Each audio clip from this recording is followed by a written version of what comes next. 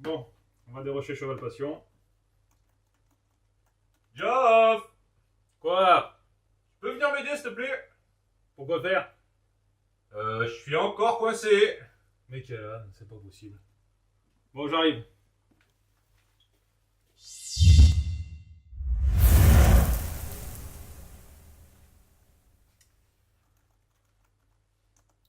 Bon.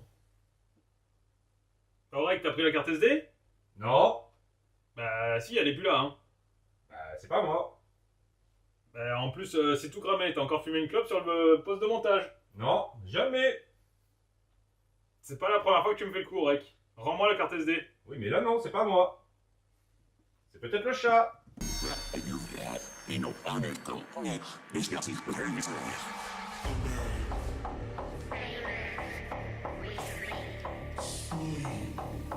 Marry and reproduce.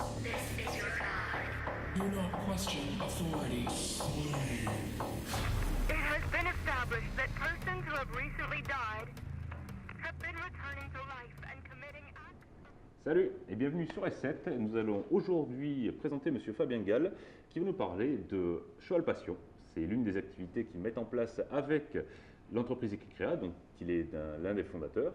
Et nous allons aussi parler de ses activités annexes. Donc salut, bienvenue sur S7 et bienvenue chez Monsieur Fabien Gall. Bienvenue chez moi.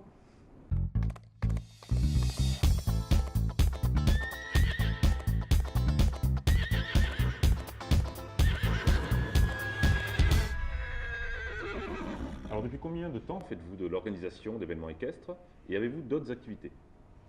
Ben justement, c'est l'autre activité qui nous a mené à l'organisation équestre. Au tout départ, mon père était sellier, autodidacte, et à partir de là, les clients voulaient sortir leurs chevaux, il y a plus de 30 ans de ça, et c'est à partir de là qu'il a organisé des petits événements pour se faire plaisir, pour faire plaisir à nos clients. Et à partir de là, ça a pris une autre dimension et là maintenant c'est l'organisation qui prend le pas sur la sellerie. Parce qu'à la base on est sellier. D'accord. Donc les autres activités que vous aviez, à la base vous étiez sellier et vous avez basculé dans... On a basculé à l'organisation. D'accord. Que l'organisation prend de plus en plus le pas. Et la sellerie, vu que c'est une sellerie très spécifique, on fabrique des produits très spécifiques pour des artistes ou des cavaliers de haut niveau. Tout ce qui est selle, tapis, selle, enrainements spéciaux qui ne trouvent pas dans le marché, nous on le fabrique. Donc des selles de voltige Cosaque par exemple Des selles de voltige Cosaque, des tapis de poste qu'on ne trouve pas dans le public, des enrainements spécifiques. Voilà. du sur-mesure. Ce n'est que du sur-mesure et qu'à la demande. Depuis combien de temps Cheval Passion existe et qu'est-ce qui vous a amené à l'organiser? Donc Cheval Passion existe, c'est la 33e édition cette année. Et ce qui a poussé à organiser cet événement, c'est un comité d'organisation avec l'ancien maire qui a poussé à faire un festival d'hiver au sein d'Avignon. Au moins l'été, il y a le festival, jour de théâtre, et l'hiver, il y a Cheval Passion. D'accord. Et au début de cette organisation, c'était une toute petite organisation? La première année, il y avait 2 bâtiments et 40 chevaux. Ah oui. Et c'était vraiment très dérisoire. Il y a même eu la première année une corrida, une course libre et un spectacle équestre. D'accord.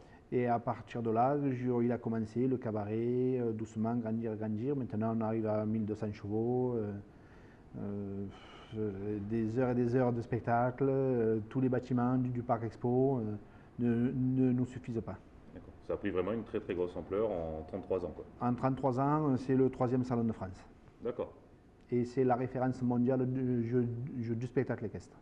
Êtes-vous vous-même cavalier, propriétaire de chevaux, passionné? Et est-ce que vous pensez que c'est quelque chose d'indispensable dans l'organisation d'un salon équestre? C'est plus qu'indispensable. C'est le fondamental pour arriver loin, c'est d'être passionné d'abord. Si on n'est pas passionné par les chevaux, ça ne sert à rien. Et moi, je suis propriétaire, je monte à cheval quasiment tous les jours, ou presque, dès que j'ai du temps. Et j'ai fait des spectacles aussi. J'ai fait les 5 premières éditions de Cheval Passion en tant qu'artiste et d'autres spectacles aussi autres que Cheval Passion.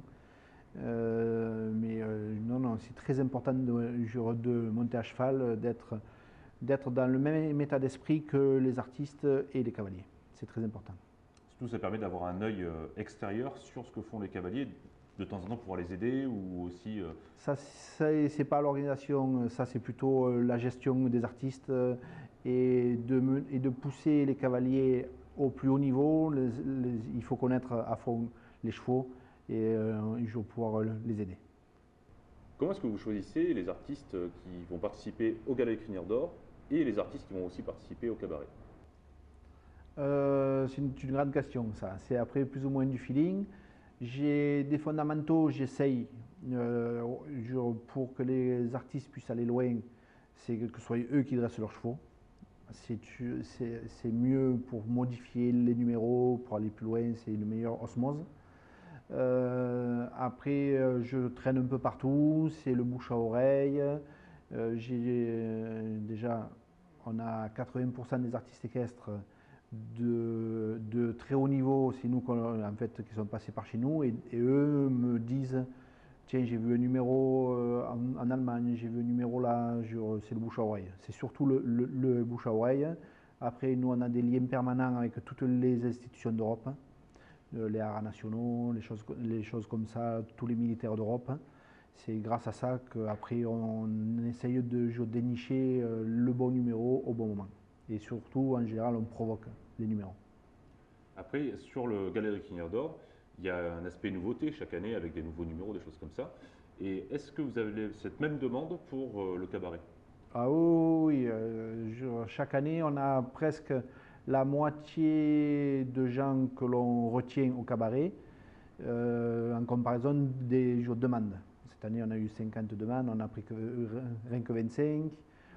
Troupes et j'essaye de toujours faire un mélange, de toujours dans les personnes que l'on retient, d'avoir un tiers ou la moitié de nouveau. D'accord, pour toujours renouveler. Toujours renouveler, mettre en avant. L'important c'est de pousser les jeunes en avant et de bousculer les vieux à créer.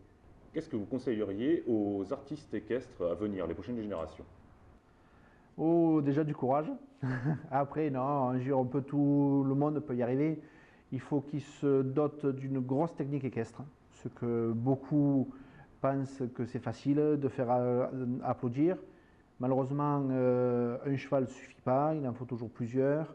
C'est sûr que tous ces jeunes qui arrivent avec leur premier cheval dressé qui fait 2 singeries, c'est pas ça le fond. Le fond, c'est avoir un vrai cheval complet, gymnastiqué. Il faut savoir que tous les chevaux des grands artistes sont tous des chevaux de très haut niveau géosportif, avec une grosse condition, un gros suivi médical derrière et tout ça. Et après, il y en a beaucoup qui disent que le spectacle équestre, il s'est tout vu, tout fait. C'est pas vrai. On n'est qu'à la préhistoire. La danse, ça a des milliers d'années. La musique, des milliers d'années. Et le spectacle équestre, que 30 ans. Donc, en 30 ans, on ne fait pas tout, il n'y a pas tout d'abordé, il n'y a pas tout qui a été créé. Et il y a tellement de choses déjà qui ont été créées qu'on peut déjà reprendre en mettant l'accent sur les fondateurs. Et les fondamentaux, c'est l'équestre. Et après, malheureusement, c'est un double travail. C'est artiste, donc c'est un gros travail artistique de fond artistique. Il faut savoir danser, il faut savoir le tempo, le rythme. Et l'équestre, donc il faut savoir gymnastiquer un cheval et travailler un cheval. Donc les chevaux, c'est comme des compétiteurs de haut niveau. C'est des compétiteurs de haut niveau, c'est comme des gymnastes, c'est comme des danseurs. Il faut prendre les bases, reprendre la musculature.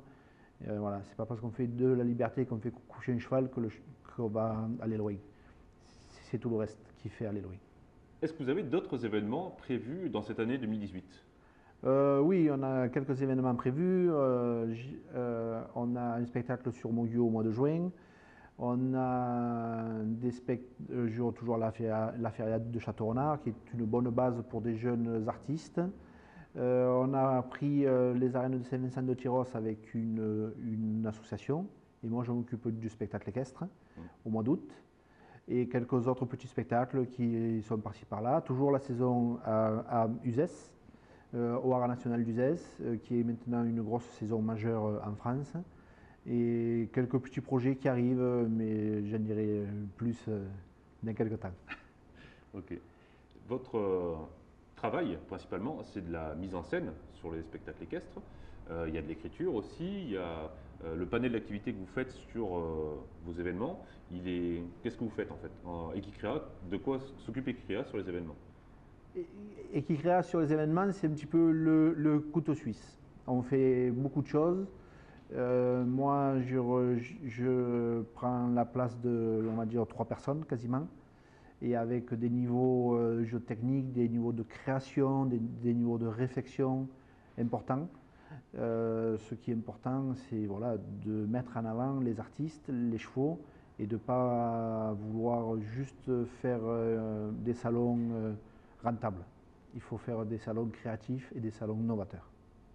Pour conclure cette vidéo, est-ce que vous auriez un mot de la fin, quelques conseils à donner? Pour conclure cette vidéo, c'est l'importance de la vie, c'est le respect des chevaux, le travail de soi, le travail des chevaux, se faire plaisir, vouloir faire plaisir, et le faire pas que pour une question d'argent, le faire vraiment pour se faire plaisir. Et c'est le plus important, il faut s'amuser. Voilà, cette vidéo essai est terminée. On remercie Monsieur Fabien Gall de nous avoir accueillis chez lui, ici à Tarascon. Merci à vous.